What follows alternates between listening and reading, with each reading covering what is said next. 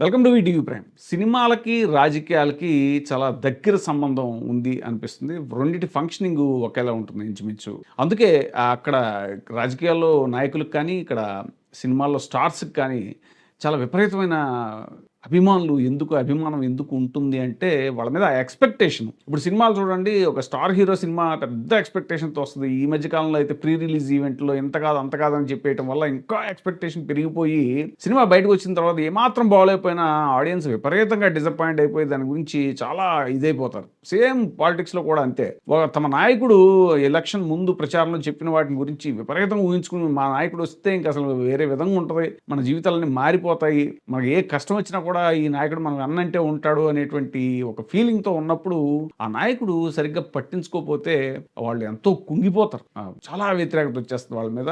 మరి ఈ చిన్న లాజిక్ పవన్ కళ్యాణ్ గారికి తెలీదా అంటున్నారు రాజకీయ పరిశీలకులు. తాజాగా శ్రీకాళహస్తి ఘటనలో వినుత కోట జనసేన ఇన్ఛార్జిగా చేసిన ఆవిడ వాళ్ళ డ్రైవర్ని హత్య చేసినటువంటి ఉదంతంలో శ్రీనివాస్ అలియాస్ రాయుడు మొత్తం ఇప్పటిదాకా కూటమి నేతలు ఎవరు స్పందించలేదు. ముఖ్యంగా ఆ జనసేన చుట్టూయే ఉంది అదంతా.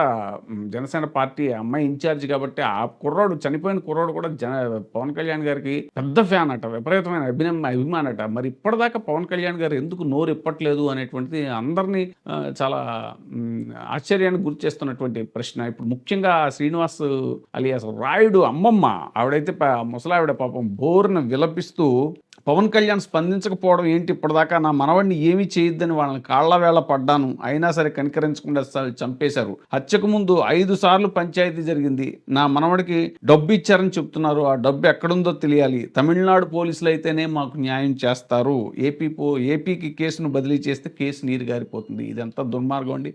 అసలు పోలీసుల మీద ఈ రకమైనటువంటి ఇంప్రెషన్ రావడం అనేటువంటిది చాలా దారుణమైనటువంటి విషయం. ఇది అండర్లైన్ చేసుకోవాలనుకోవడం ప్రభుత్వం. ఆమె కన్నీరు మున్నీరయ్యారు. ఎవరు మనిషి తెలుగుదేశం మనిషి అన్నాడు. వాళ్ళకి మెసేజ్ పెట్టినాడు. మెసేజ్ పెడితే అన్నా నేను దొరుకుతున్నాను, నన్ను కాపాడన్నా అని చెప్పి పెట్టినాడు.